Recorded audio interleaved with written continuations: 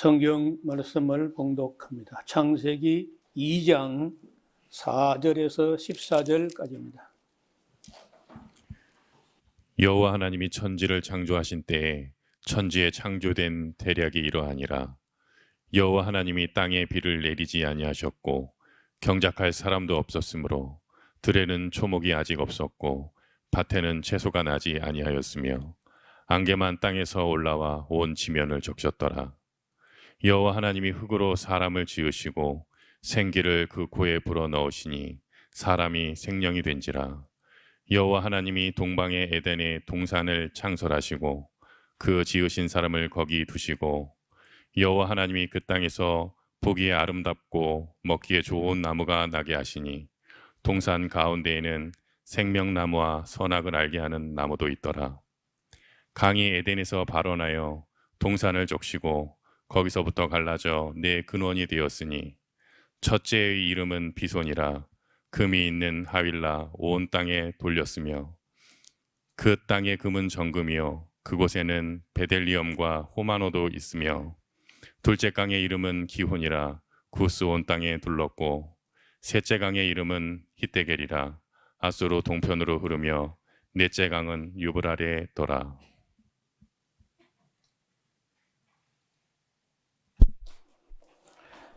네, 창세기 중요한 대목 중에 그 하나는 우리가 살고 있는 이 땅을 창조하신 것과 그 다음에 이제 인간 창조한 말씀, 이런 말씀이 참 아주 중요한데, 땅은 사람이 발 딛고 몸붙이고 살아가야 될 바탕이 되는 것이고, 그리고 이제 그 모든 우주와 만물을 지으셨는데 그 우주라고 하는 바탕, 땅이라고 하는 이 터전, 이런 것과 동물과 식물을 또 무엇을 위해서 만들었냐 하면은 사람을 위해서 만든 거예요. 최종적으로. 그래서 그 만물 창조와 함께 인간 창조를 같이 이제 다루는데, 이 내용을 가만히 들여다본 그 학자가 18세기에 프랑스의, 여기 앞을 보시면은 장 아스트릭이라고 하는 파리 의과대학의 교수입니다. 이분은 성경 연구도 참 많이 하신 분이고, 또 아마 그 가문이 유대인 혈통의 가문이었다고 해요. 그래서 그런지 이제 성경을 볼 때 건성으로 대면대면 이래 보는 게 아니고, 굉장히 정밀하게 그 히브리어 성경까지 살펴서 연구하는 중에 뭔가 석연치 않은 부분이 있다는 거예요. 내용이 뭐냐 하면은 창세기 1장 1절에서 2장 3절까지, 그러니까 지난 시간에 우리가 본 그 내용입니다. 1장 1절에서 2장 3절까지 그 부분에서 하나님을 그 지칭할 때 그 명칭이 엘로힘, 우리말로 이제 하나님, 엘로힘으로만 써요. 1장 1절부터 2장 3절까지는 하나님을 지칭할 때 엘로힘으로만 합니다. 그 다음에 2장 4절, 오늘 우리가 읽은 이 부분에서부터 쭉 나올 때는요, 그 엘로힘이 아니고 여호와 엘로힘이라고 그래요. 그래서 이제 앞에는 엘로힘이라고 하니까 엘로힘, 엘 하는 그 첫 발음이 영어로 쓰자면은 이로 시작하지, 이, 엘로힘이니까. 그리고 이제 2장 4절 이하에는 엘로힘이 아니고 여호와 엘로힘 이렇게 하니까 여호와로 시작하니까 영어로 표현할 때 제호바라고 해요. 제호바. 그래서 우리처럼 여호바가 안 되고 제호바가 되니까 제호바라는 이 말의 첫 이니셜 첫 글자는 J가 되거든요. 그래서 하나님 이름을 이자로 시작하는 문장이 1장 1절에서 2장 3절까지가 이라는 문서라고 이 양반은 이제 구분을 합니다. 그러니까 이 자료 1장 1절에서 2장 3절까지에 있는 한 토막의 이 내용은 별다른 한 자료라는 거예요. 별다른 어디서 가져왔는지 모르지만은 별다른 특별한 그 어느 문서가 한 책으로 하면은 한 2페이지 정도, 2페이지 남짓 되는 그 분량 한 덩어리가 따로 하나의 문건으로 작성되어서 전해오던 것을 이 창세기 기자가 가져와서 거기다가 맨 앞에다 배열했다는 거예요. 그 다음에 이제 2장 4절에서부터 쭉 이어지는 데는 4장 24절까지 거기는요 꼭 그 여호와 하나님이라 그래요. 그냥 하나님이 아니고 여호와 하나님이라. 그러니까 내용도 약간 다르고 하나님의 이름을 이로 엘로힘으로 표기하는 것이 이 문서이고 제호바 여호와로 여호와 하나님으로 표기한 것이 제 문서다 해가지고 이제 인류 역사상 신학 역사상 처음으로 신학자가 아니고 의과대학 교수의 입에서 그 이 문서 제 문서라는 이 문서설이 나온 거예요. 그 이전에는 보통 그냥 어떻게 생각했냐면은 모세가 하나님께 그냥 계시 받아가지고 혼자 쭉 그냥 이어서 쓴 거다. 이렇게 이제 확실한 증거는 없지만 대충 그렇게 이제 믿어왔다는 거예요. 그런데 이 짱 아스트릭 이후에는 이분의 이 충격적인 이야기가 신학계에 뭐 아주 큰 파문을 일으키면서 문서설이 등장해요. 물론 지금도 우리나라 기독교 중에 총신대나 고신대 정도에서는 문서설 이런 건 말도 아니다. 그냥 뭐 사람도 한 사람이 해도 하나님이라고 하다가 그 하나님이 무슨 하나님이냐? 여호와 하나님이다. 이 바꿔 쓸 수 있는 거지. 그거는 뭐 하나님 이름이 좀 다르게 나온다 해가지고 완전히 다른 문서를 딴 문서를 그 가져다가 연결해 붙여 편집한 것이다. 그렇게 하면 그 성경의 권위가 떨어지지 않느냐? 그건 말이 되냐? 이런 식으로 해가지고 좀 극보수 쪽에서 고신대, 총신대 정도 되면은 이런 얘기는 그들도 보지도 않습니다. 무조건 그냥 모세가 써서 그냥 웃기지 마. 딴소리 하지 마, 그냥.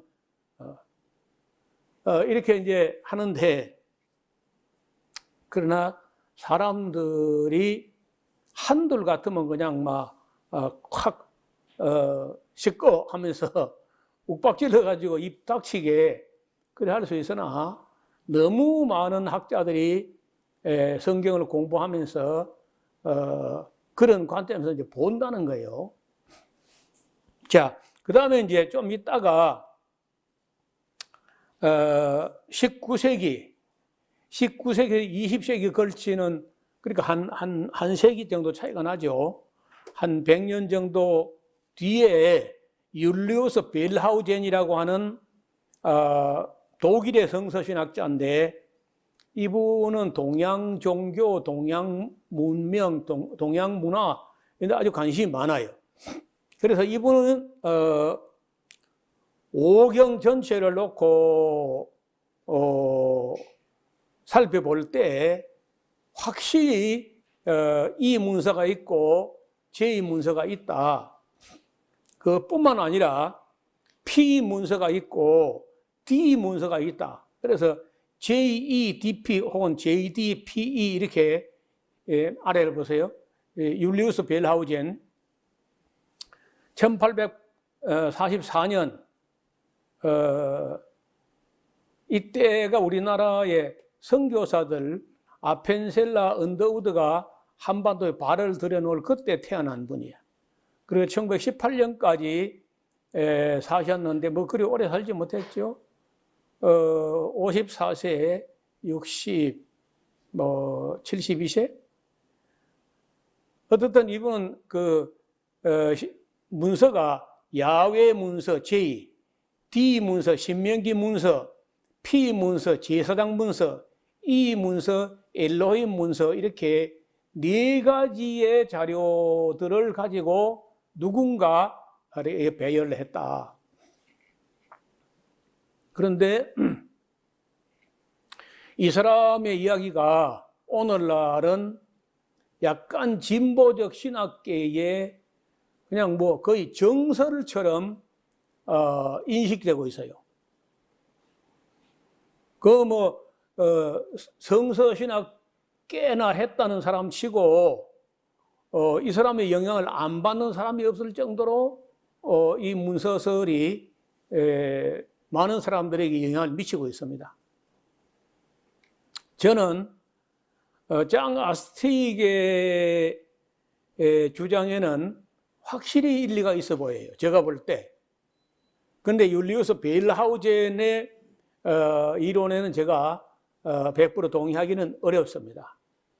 저는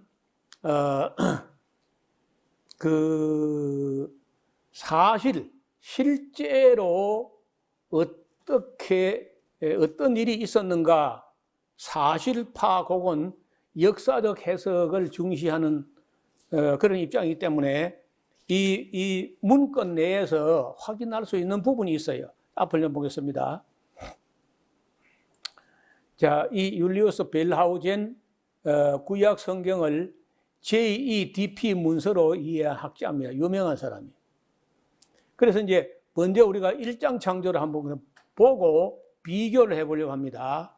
1장 창조에서 창조주의 명칭이 하나님, 엘로힘으로 33회가 사용되는데 여기는요, 이 1장 창조는 창조 과정과 순서에 역점을 두고 있어요. 창조 과정과 순서, 질서 여기에 주안점을 두고 기록한 흔적이 보입니다. 첫째 날에는 빛과 어둠을 나누시고 빛을 낮이라 어둠을 밤이라 칭하셨다. 둘째 날에는 궁창 위에 물과 궁창 아래 물을 나누셔가지고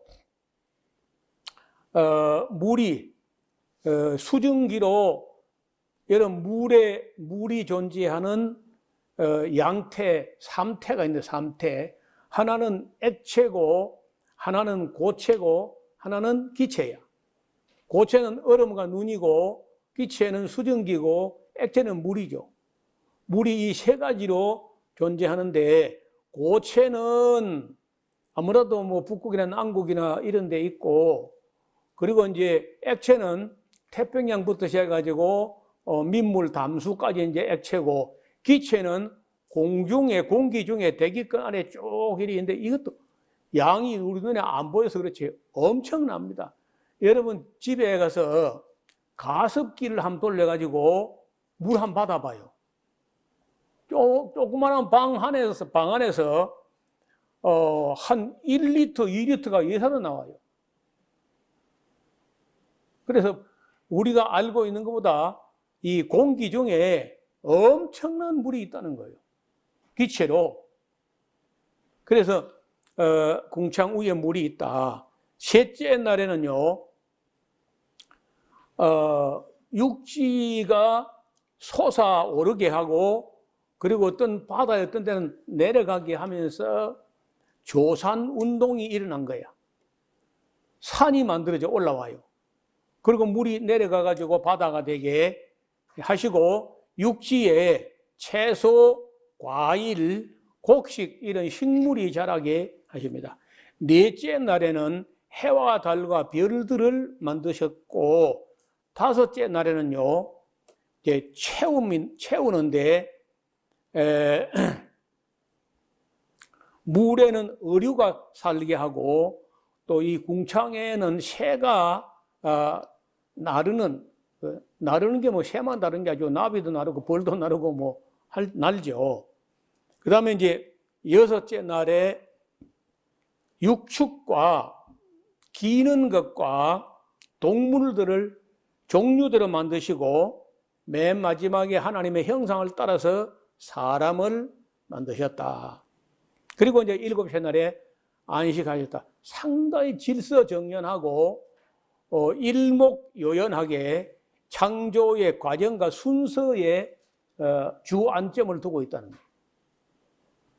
이제 1장 창조가 이렇고요. 2장 창조는 한번 보세요.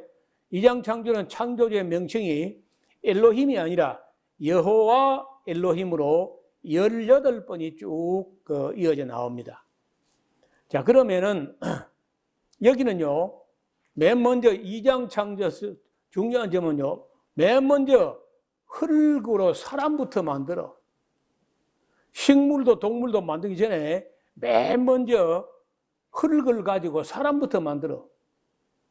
그럼 어때? 1장 창조하고 다르죠? 맞아요? 알아듣는 거야, 마는 거야? 1장 창조하고 다르죠? 예. 그 다음에 동방에 에덴을 만드셨다. 내 생각 같으면은 동산부터 만들지 않겠나? 동산을 만들었고 그 동산에 사람 만들었대. 그렇죠? 근데 사람 만들어 놓고 하나님도 동산을 만드셨다. 그러니까 거기에 그 에덴 동산에 보기에 아름답고 먹기에 좋은 과일나무들이 나게 하셨다. 그리고 거기는 생명나무와 선악을 알게 한 나무도 있었다. 이거는 순서에 포커스를 맞춘 것 같지 않아요. 그 다음에 또 강이 에덴에서 발원하여 흐르게 하셨는데, 대충 봐서 동서남북으로 흐르게 하신 것 같아요. 그 다음에 사람으로 하여금 그 동산을 다스리며 지키는 사명을 띠게 한 거예요.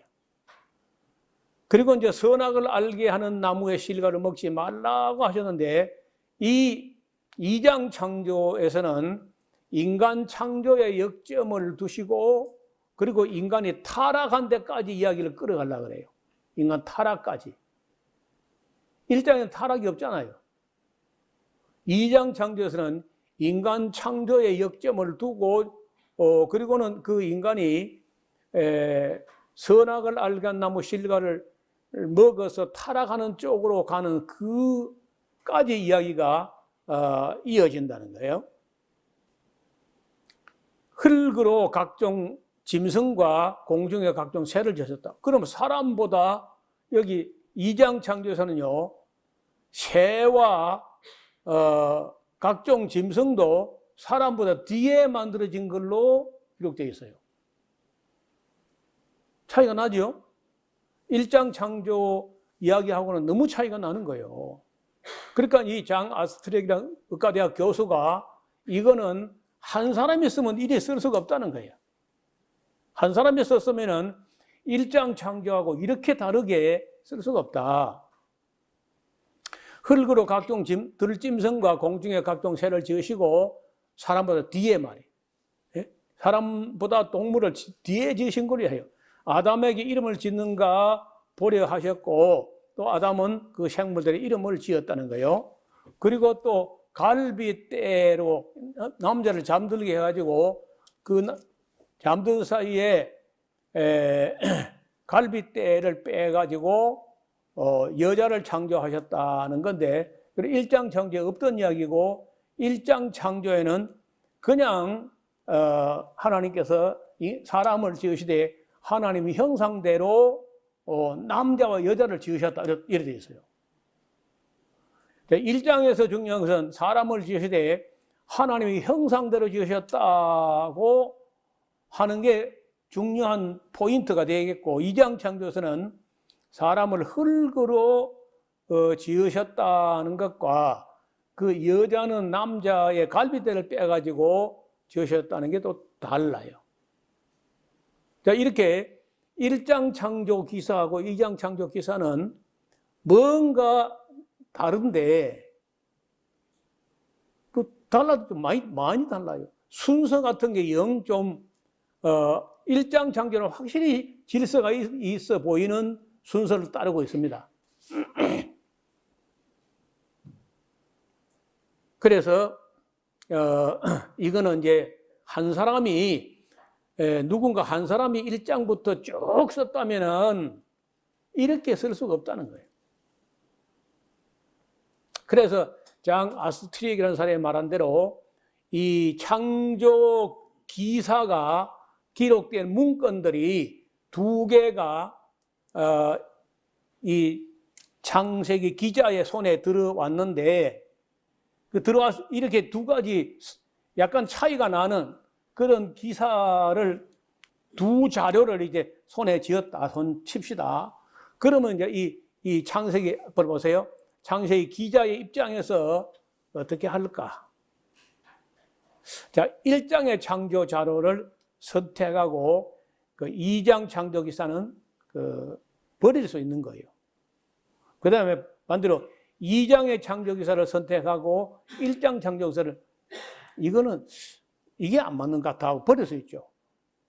아니면은 두 가지 자료를 참고해가지고 융합, 믹스해가지고 하나의 문건으로 새로운 문장을 만들어서 쓸 수가 있다는 거죠. 융합된 문서. 네 번째는 두 가지 다 버리지도 말고 섞지도 말고 그냥 두 가지 다 훼손하는 거는 자기 분수를 넘어선다. 나는 편집자지, 나는 이걸 내 멋대로 이걸 버리거나 한다면 섞어서 제3의 문건을 만들 수 있는 권한이 내게 없다. 그러니까 그럴 바에는 그냥 나는 차라리 순서만 내가 내 권한으로는 1장 창조 이야기를 먼저 놓느냐, 2장 창조를 먼저 놓느냐, 이것만 내가 볼 때 1장 창조가 더 원만한 것 같다. 먼저 놓기에. 하고 2장 창조 기사도 버리지 않고 그 뒤에 이어서 붙여서 편집하는 게 내가 할 수 있는 권한 내에서 가능하지 않겠나. 이렇게 한 것 같아요. 그래서 저는 이 네 번째 창세기 기자가 두 가지 자료를 나란히 기술할 수 있다. 이 길을 택한 걸로 저는 그렇게 생각합니다. 기록자 입장에서는 두 가지 자료가 다 필요하다고 느꼈을 것 같아요. 왜냐하면 이게 이 2장 창조는 인간 타락한 데까지 이 중요한 교리거든요.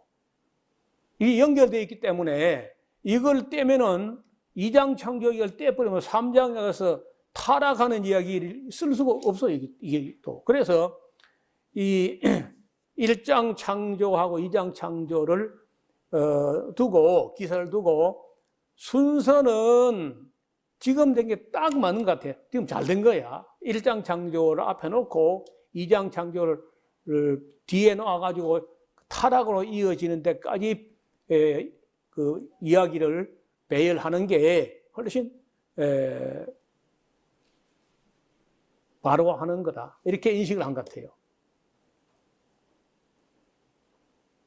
그래서 반면에 2장의 창조 기사는 인간 창조를 강조하면서 2장에서 미처 다루지 못한 부분들을 보완하고 1장에서 죄송합니다. 1장에서 미처 다루지 못한 부분을 보완하고 있습니다. 문제는 순서가 1장 창조 기사와 맞지 않다는 거예요. 사람 창조를 제일 먼저 한 것처럼 그런 차이가 있다는 거죠. 자, 이런 것은 일반 사람들이 해프게 읽어서는 잘 눈에 안 들어오는 얘기예요. 그런데 정말 장 아스트릭처럼 히브리어에 능통하고 아주 그 글자, 단어 이런 것까지 정밀하게 살피는 그런 입장에서 보면은 현저한 차이가 나요. 그래서 절대로 이 두 문서, 그 1장 창조기사하고 2장 창조기사, 3장으로 이어지는 이 문건이 한 사람의 기록이었다고 보기는 여러 가지 난점이 있습니다. 그래서 저는 이제 이걸 뭐 에스라가 지금 이런 모양으로 배열했다고 믿는 입장에서 저는 뭐 별로 문제가 없는데, 모세가 썼다고 우기는 사람들은 참 곤란할 수 있어요. 한 사람이 이리 쓰기 어렵거든요. 자, 그 다음, 이 창조라는 말과, 창조는 이제 보통, 있지 않던 것, 없던 걸, 전격적으로 있게 하는 것을 창조라고 하고, 제조는 이미 있던 재료를 가지고 만드는 걸, 그 창조는 크리에이션이고, 제조는 메이크죠, 메이드. 이렇게 이제, 앞으로 보시면요. 빠라라는 말이 있어요, 빠라. 태초에 하늘과 땅을 빠라 하셨다. 빠라. 창조하셨다. 생물과 물고기를 빠라 창조하셨다고 되어 있어요. 그 다음에 빛은요, 빛은 창조했다고 하지 않고 하야라고 해서 하야, 있으라.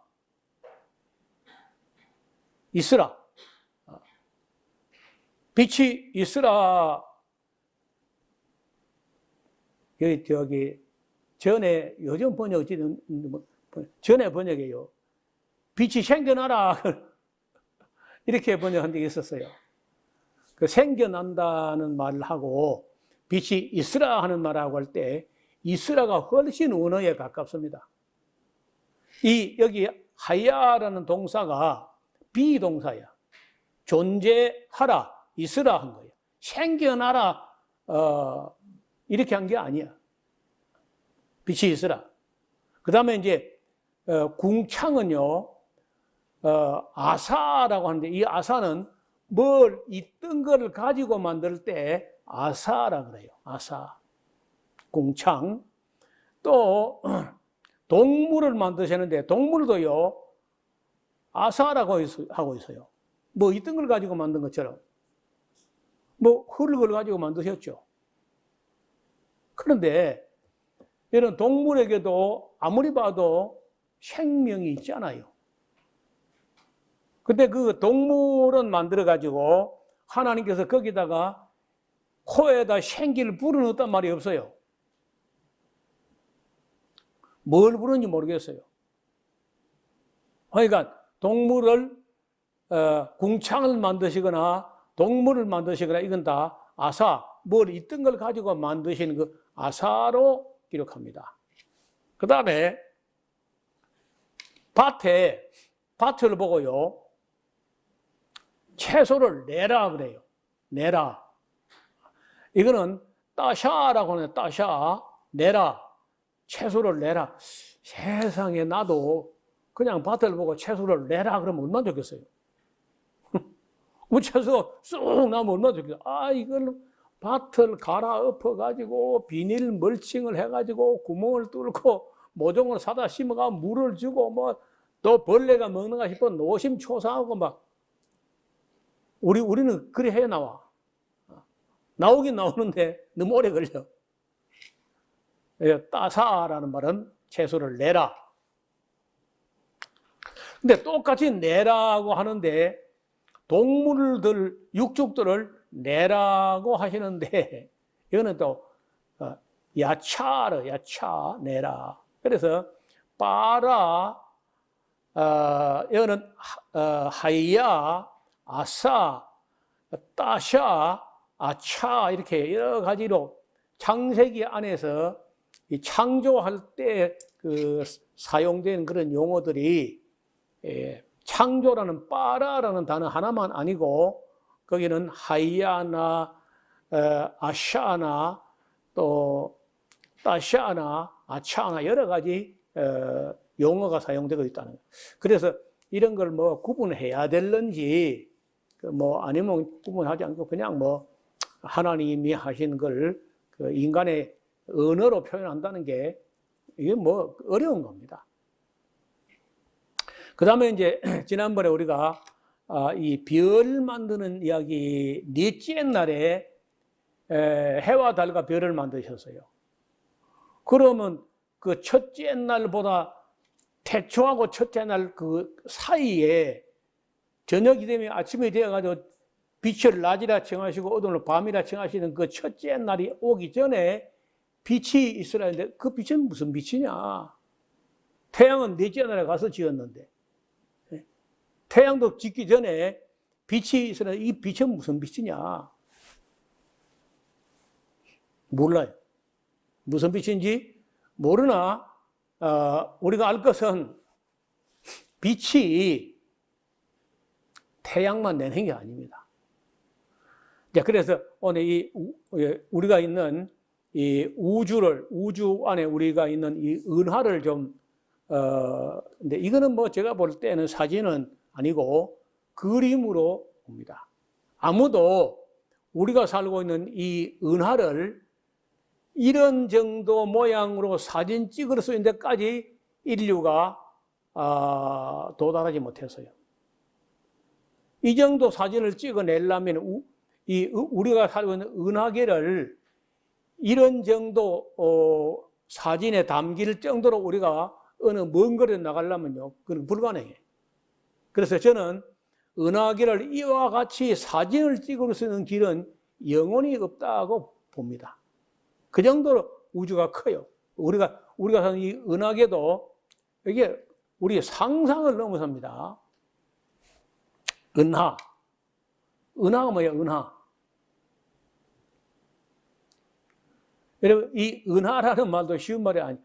은하라는 말이 우리말로는요, 미리네입니다. 순수한 우리말로 미리네. 미리네가 영어가 아닙니다. 영어로는 밀키웨이가 이게 이제 영어로 은하야. 이 밀키웨이라는 건요, 우유의 길이라는 거예요, 우유의 밀크. 우유 같은 길이다. 밀키 그런 의미죠. 그러면 이 미리네가 뭐냐? 여기는 제주도 방언에서 우리 표준말이 나온 거예요. 제주도 방언에서 우리 표준말이 나온 사례가 흔치 않은데 미리네라는 미르는요. 미르는 용이야, 용.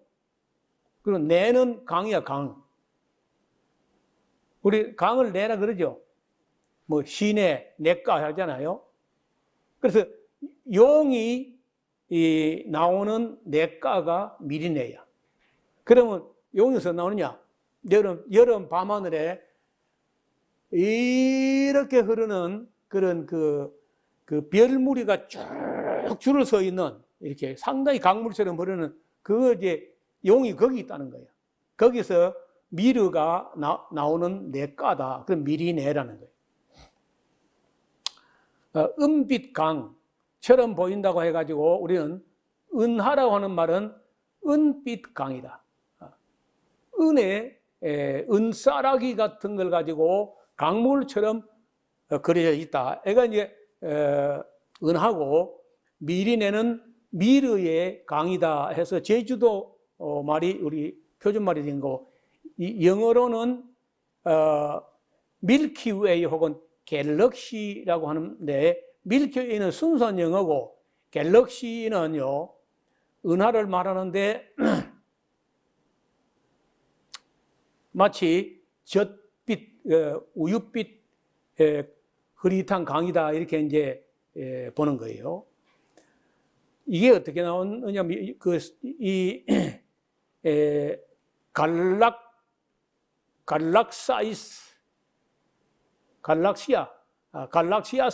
갈락시아스라는 헬라어에서 나온 게 이제 갤럭시고, 여러분 지금 뭐 삼성 갤럭시 있죠? 나는 아무래도 그거 은하 안 같은데, 하여튼 뭐 그걸 은하라 그래. 갤럭시라고. 그러니까 사람이 참, 이름도 삼성이 뭐 크기는 크지만 이름을요, 제일 큰 걸 갖다 붙인 거야. 사람이 뭐 어디다 명칭 붙일 때 우리가 우리 개념에 들으면 이제 은하보다 더 큰 우주인데, 우주 말고는 은하가 제일 크잖아요. 단위가. 하여간 이제 신화 이야기 뭐 할 필요도 없는데, 사실은요, 제우스라는 신이 있어. 그리스의 제일 유명한 그런 신이 제우스라는 신인데, 이게요, 이웃에 알크메네라는 여자가 있는데, 그 남편이 전쟁에 나갔어요. 그러니까 알키메네가 너무 아름다운 여인인데, 제우스가 알크메네의 남편인 그 아름다운 여인의 남편이 전쟁터에 나간 사이에 밤에 전쟁터에서 남편이 돌아온 것처럼 꾸며가지고 알크메네를 강간해가지고 동침에 낳은 아들이 헤라클레스야. 헤라클레스. 이 헤라클레스로 하여금 영원히 죽지 않는 불사의 생명을 얻게 하려고 그 제우스는 자기 아내 헤라가 잠들었을 때 자기 아내의 저절을 빨게 해요. 헤라클레스라는 그 젖먹이를 갓난이를. 근데 이 헤라클레스가 워낙 어려서부터 힘이 좋아가지고 그 헤라의 젖꼭지를 빠는데 너무 세게 빨아가지고 그만 헤라가 잠을 깨면서 그 헤라클레스가 젖꼭지를 너무 세게 빨아가지고 젖이 터져 나와가지고 하늘에 뿌려져 버린 거예요. 이렇게. 그래가지고 갈락시아스가 은하가 생긴 거라는 거예요. 믿거나 말거나. 그래서 성경에는요, 그 끝없는 신화 이야기 하지 말라는 거예요. 하지 말라는데 또 했죠? 자, 그리고 우리가 살고 있는 이 미련의 은하계 안에는요, 약 2천억 개 내지 4천억 개, 모른다 그 말이야. 얼마나 많은 별이 있느냐? 최소 2천억 개에서 많게는 4천억 개의 별들이 존재한다는 거예요. 내가 쟁반을 2개 가져오고 싶었는데 집에 딱히 합당한 쟁반이 없어 보니까요. 쟁반을 2개 엎은 것처럼 되어 있습니다. 은하계가. 쟁반을 2개 엎으면요, 가장자리는 얇고 가운데는 볼록하죠. 그렇게 생겼어요. 그런데 만약에 그 쟁반이 이렇게 되어 있을 때 여기에 태양계 지구에 우리가 머리를 이렇게 들고 이렇게 보면은 별이 은하가 안 보여요. 성글게 아무것도 없는 것처럼 보여요. 근데 만약에 여름에 은하가 이렇게 되었을 때, 쟁반이 이렇게 되어 있을 때 우리가 지구에서 이렇게 서가지고 이렇게 보면은 강물처럼 보는 게 이렇게. 그래서 하얀 강물처럼 보는 게 그게 은하수라는 거예요. 그리고 그 은하계, 우리가 살고 있는 이 은하계에는요, 태양보다 더 밝은 빛을 내는 그런 별이 무수하게 있습니다. 우리는 태양만 빛을 내는 걸로 자꾸 생각하는데 아닙니다. 은하계 안에서만 해도 태양과 같이 아니면 태양보다 더 밝은 빛을 내는 그런 별들이 무수하게 있어요. 그래서 이 우주 안에 아직은 알려진 대로는 인간과 같은 생명체는 지구밖에 없는 걸로 아직까지는 그래요. 그런데 가능성을 하면요, 많이 있을 가능성이 있다는 거예요. 학자들이. 우주가 너무 넓기 때문에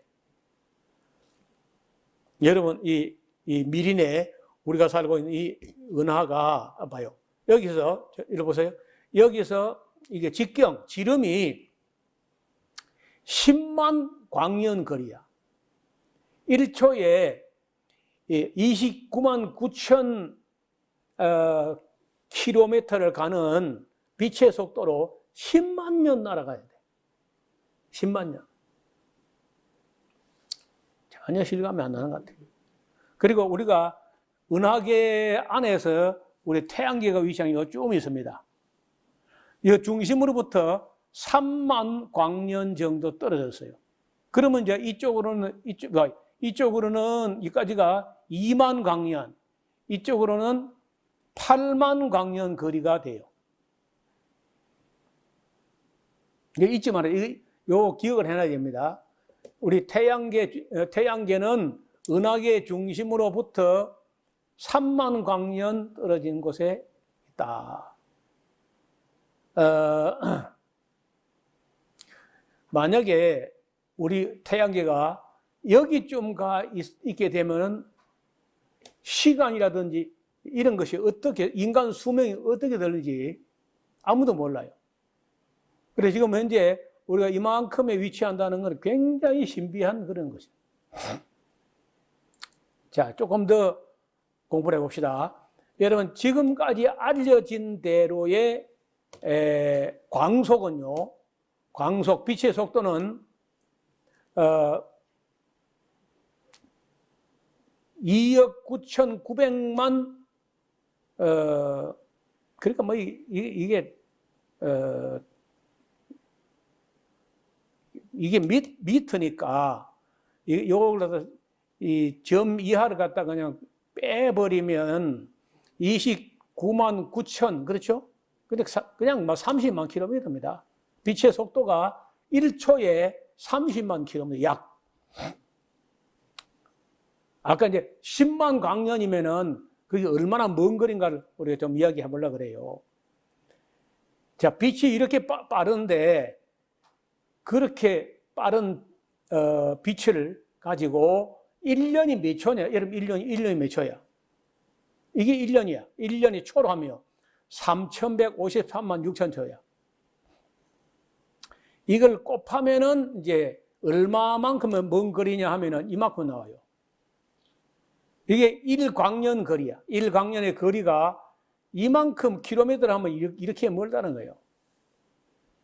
자, 그럼 만약 은하계 지름이 10만 광년 거리라고 하면은 이거 곱하면 되거든요. 그래서 곱해 보니까 이거 뭐 읽을 수도 없어요. 이 정도 거리인데 우리가 만약에 1시간에 100km로 달립니다. 할 수 있죠? 시속 100km. 아이고, 우리 집사람도 가끔 100km 한다고 해요. 시속 100km. 근데 사람이 굉장히 건강하다면요, 하루 10시간 정도는 운전할 수 있어요. 쭉쭉 다 살자 하면은 24시간 그건 안 되고, 하루 10시간 하면 그럼 하루에 몇 킬로 가는 거야? 1000km 가는 거야, 1000km. 그렇죠? 그래서 하루에 이 먼 거리를 하루에 1000km씩 달리게 되면은 며칠이 걸리느냐? 이만큼 일자가 걸리고 이걸 연으로 하니까 2조 6천억 년 걸려요. 자동차로 시속 100km 가고 하루 10시간씩 운전하면은 2조 6천억 년 걸려야 이 은하계 지름을 건너갈 수 있어요. 제가 뭐 실감 안 나는 무슨 말을 못 알아듣는 것 같아요. 근데 그렇게 하면 너무 느려서 안 되고 이제 이번에 로켓 속도로 갑니다. 로켓 속도는 시속 2만 9천 킬로야. 상상이 되세요? 로켓이 2만 9천 킬로 해야 지구 중력을 이기고 궤도까지 올라가요. 그러니까 이 기술이 대단한 겁니다. 아니, 그게 뭐, 그 깡통 안에 무슨 연료를 얼마나 넣어가지고 그 무거운 걸 밀고 지구의 중력을 이기고 시속 29,000km로 올라가야 이게 지구 대기권을 뚫고 나가는 거예요. 그렇게 가면은 얼마나 걸리느냐? 이게 얼마죠? 100만, 1000만, 억, 89억 년 걸리면요, 은하계 지름을 로켓 타고 89억 년 가는 거예요. 전부 실감이 안 나네. 너무 단위가 크니까. 여러분, 이런 천문학이나 우주에 대해 조금 공부를 하면요, 세상에 째한 가지가 안 따지면 싶어, 진짜. 너무 큰 넓은 세상에서 세상에 우주에 아무도 아직 있는 것 같지가 않고 겨우 있는 게 지구 한 개의 생명이 있고 거기 우리 사람이 사는데 거기 내 편이 어디서 세상에 다 우리 편이지. 거기 원수가 어디 있어요? 또 성경을 보니까 다 한 할아버지 자손 아니야. 거기 남남이 어디 있어요? 그래서 저는 나는 생각할 때 모든 성도들이 이 기본 천문학의 기초를 조금 닦았으면 좋겠어요. 그러면 좀 생각이 너무 좁은 데서 아웅다웅하거나 째한 걸 가지고 막 속상하고 그래 안 할 것 같다는 거예요. 자, 여러분, 하나님께서 인간에게 제일 처음 물었던 질문이 있어요. 아담, Where are you? 네가 어디 있느냐? 물었어요. 네가 어디 있느냐? 우리가 어디 있는가 한번 봅시다. 우리가 어디 있느냐? 나는 어디에 있는가? 우주, 내 주소, 저 주소를 쓰면요. 우주, 미리네, 태양계, 지구, 아시아, 대한민국, 경상남도, 산청군, 단성면, 방목리, 석대로, 365번지 39호 구석에 있다. 이게 내 주소야. 우주, 미리네, 태양계, 지구, 아시아, 대한민국, 경상남도, 산청군 단성면, 방목리, 석대로 365번 길 39호에 산다.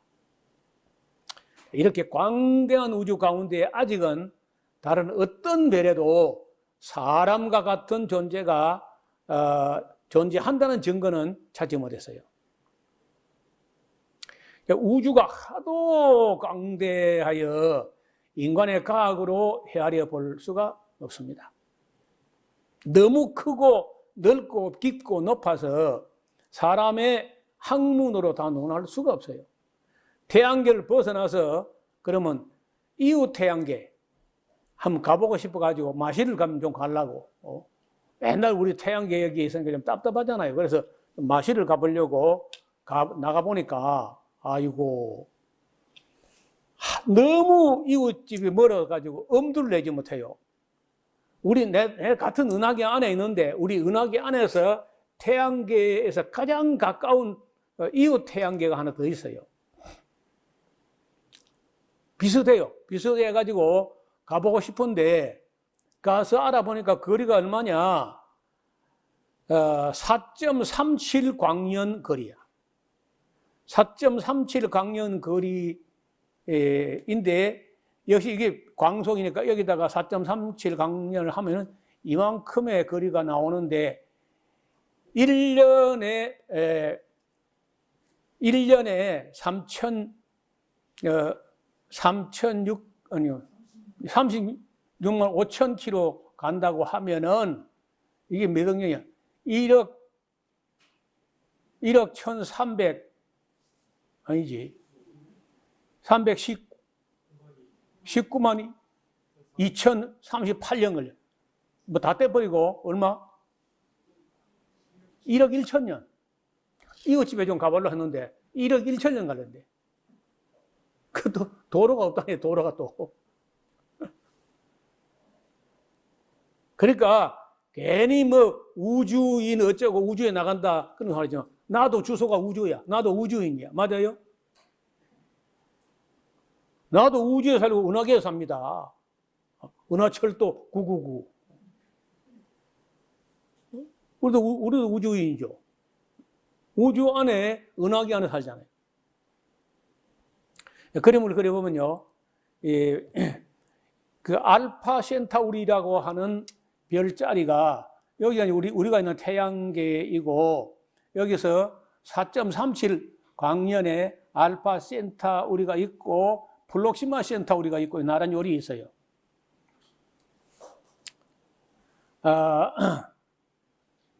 근데 가려면 1억 1천만 년 걸리는 거라.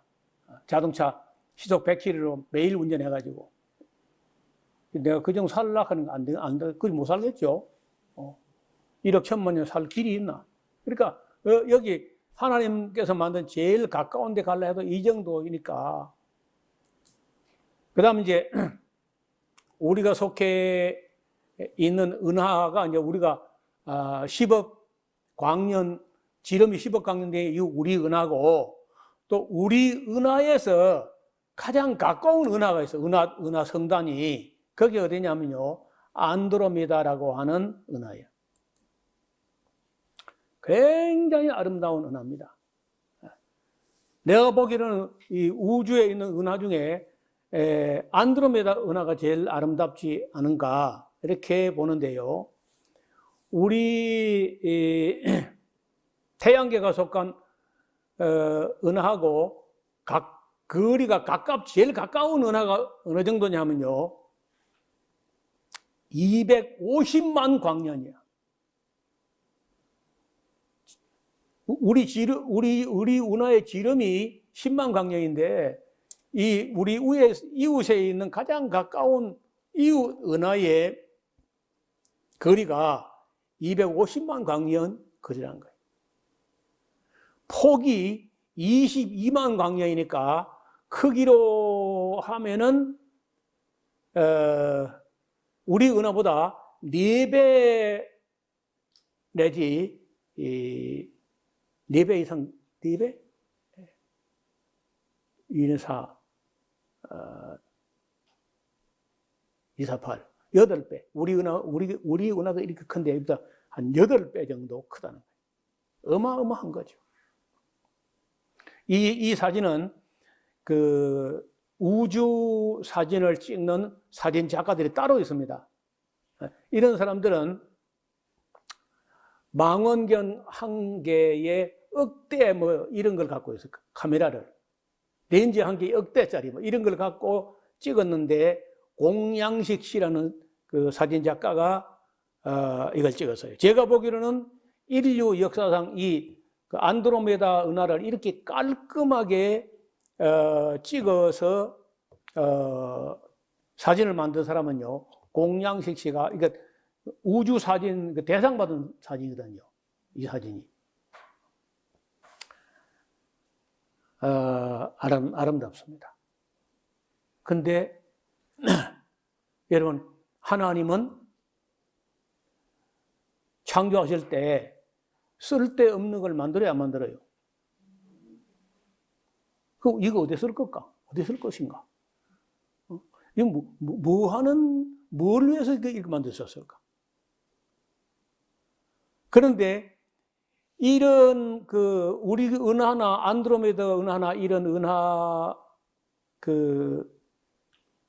개수가 얼마만큼 있느냐? 또 몇천억 개 있다는 거예요. 이런 은하가 또 몇천억 개, 이 우주 안에. 그러면 우주는 넓고 할 일은 많아요. 우리가 지구에서 뭐 이거 해봐야 일 얼마나 하겠어요. 시간도 얼마 안 되고, 좀 사는 것도 뭐 좀 영생을 살아가면서, 여러분 이거 좀 다녀봐야 될 거 아니에요?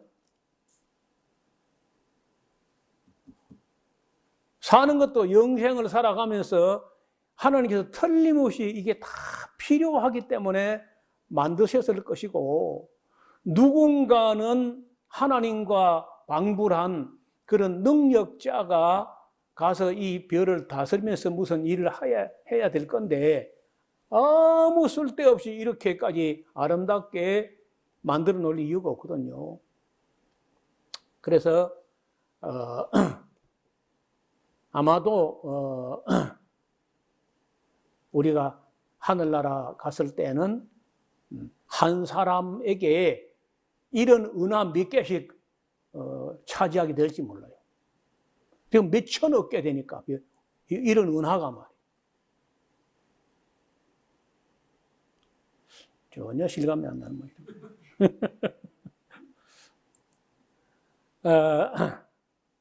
가장 멀리서 최근에 가장 멀리 우리 허블 망원경을 가지고 가장 먼 데에 있는 은하를 촬영을 했습니다.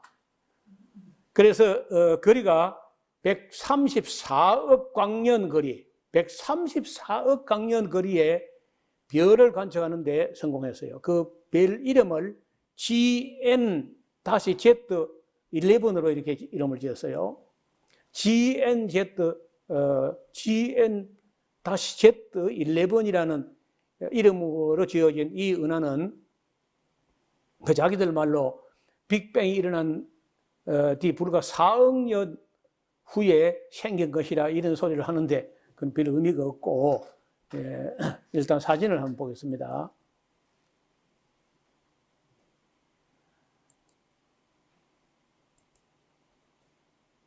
GN 다시 21기회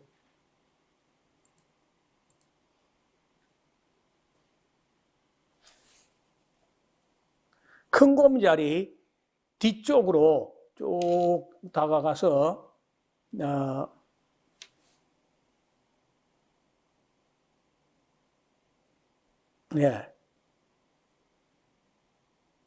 이렇게 별과 별 사이를 뚫고 나가서 뭐 이겁니다. 여기에 GN Z11이라고 하는 은하계예요. 134억 광년 거리에 있습니다. 지금 그러면 그렇다면 이 별에서 빛이 출발해 가지고 우리 지구에 있는 인간 눈에까지 들어온데 134억 년 걸린다는 거거든요. 그러면 최소한 이 별이 만들어진 것은 아무리 늦어도 134억 년 전에 만들어졌기 때문에 지금 우리가 볼 수 있는 거거든요. 그러면은 허블 망원경의 성능이 이 정도까지 관찰됐는데 그럼 그 뒤에는 은하계가 없을까? 또 지금 우리는 우리가 속한 이 갤럭시라고 하는 이 은하의 중심에서 그 3만 광년 떨어진 그 여기에서 지구에 관찰해가지고 그러는데 그쪽 큰 곰자리 등너으로 그쪽 방향으로 관찰해가지고 이걸 발견했는데 반대쪽, 응? 우리가 지금 그 별을 본 그 반대쪽으로 허블 망원경을 돌려가지고 이쪽 끝을 보면은 또 이쪽 끄트머리에 무슨 별이 나올 것인가를 생각해 봐요. 이쪽으로 볼 때 134강년 거리에 그런 별이 있다면 이쪽으로 봤을 때 또 얼마나 먼데 무슨 별이 있을지 모른다는 거예요. 그러면은 이 우주의 크기에 대해서 지구상에는 모든 천문학자가 다 동원된다 할지라도 아는 것은 극히 제한적이야. 모르는 깜깜한 게 99.9999999%고 아는 것이 0.00000 뭐 0 한 500개 분의 1밖에 모르는 거예요. 천문학자를 한다 할지라도 말이에요. 그래서 이런 걸 좀 공부해보면요, 우리가 좀 많이 겸손하게 돼요. 우리가 너무 작은 존재다. 우리가 안다고 하는 것도 너무 작은 것이 너무 제한적으로 아는 것 뿐이지, 천문학 박사를 할지라도 아는 것은 극히 제한적이야.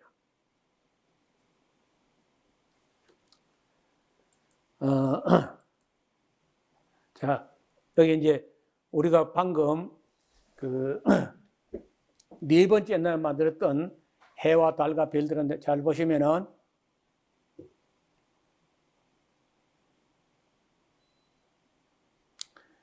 여기 태양이고요. 이게 수성이에요, 수성. 수성, 그러니까 금성, 이게 지구입니다. 그리고 이게 화성이고, 목성, 토성, 천왕성, 해왕성, 명왕성까지 가요. 명왕성은 이걸 갖다가 너무 작고 해서 이걸 행성 반열에 넣어줄 수 있느냐 마나 지금도 논란이 많아요. 굉장히 불안해합니다. 근데 이제 이 다음에 우리가 이야기할 것 중에 여기 보면 여기 법칙이 있습니다. 여기서 태양에서 수성까지의 거리, 그 다음에 금성까지의 궤도 넓이, 그 금성과 지구 사이의 궤도 넓이, 점점 커져요. 근데 갑자기 화성 궤도하고 목성 궤도는요, 너무 많이 떠 있어. 한 군데만 이렇게. 그래서 정상적인 이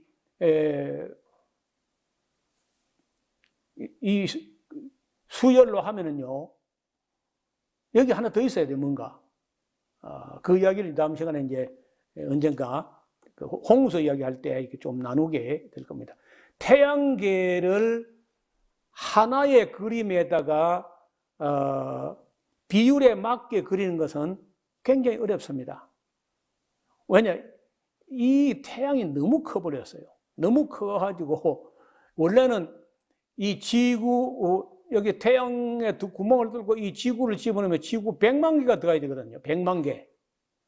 그러면 이게 다 차지해버리기 때문에 나머지 그림을 그리면 그림이 점처럼 돼버려요. 이런 것들이. 그래서 이런 그림은 정상 비율로 만들어진 게 아니고 대충만 표현하는 것 뿐입니다. 어렵습니다. 태양이 너무 크기 때문에. 그래서 오늘은 이제 1장 창조와 2장 창조, 그리고 우리가 하나님께서 만들었다고 하는데 우리가 사는 터전을, 바탕과 터전이 우리가 어디 있느냐? 우주, 은하계, 태양계, 지구, 아시아, 대한민국, 경상남도, 산청군, 단성면, 방목리, 석대, 365번길이 있다. 오늘은 여기까지 말씀을 드리고 다음 시간에 창세기 공부 다시 조금 더 연장하겠습니다. 감사합니다. 하나님 아버지, 오늘은 하나님께서 만드신 이 아름다운 우주와 생명으로 넘쳐나는 이런 지구와 우리 가까이에 있는 알파 센타우루스 태양계와 그리고 또 안드로메다 은하계가 얼마나 아름다운지, 하나님께서 만드신 이 우주가 얼마나 광대무변한지 우리 생각이 다 미치지 못하지만은 조금 보고 준비한 대로 나누었습니다. 아버지 하나님, 우리로 하여금 마음을 넓혀서 항상 생각이 땅으로 들어가지 않게 하시고, 낮에는 땅에서 열심히 일하고 골몰하지만 밤이라도 별을 보고 우주를 보고 또 더 넓은 세상, 주 하나님 지으신 모든 세계를 바라볼 수 있는 그런 안목이 열려지게 하여 주옵소서. 예수님 이름으로 기도하옵나이다. 아멘.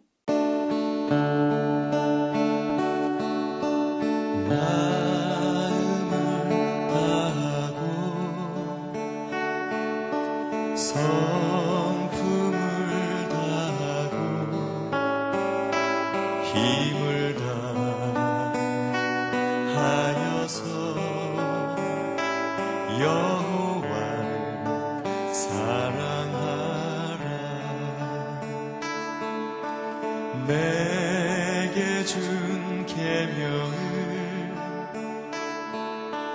마음에 새기고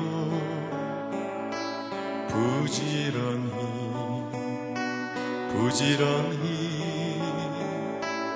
이웃에게 전하여라. 그러면 내가 짓지 않은 그 집을 주리라. 내가 심지 않은 과실을 먹게 하리라.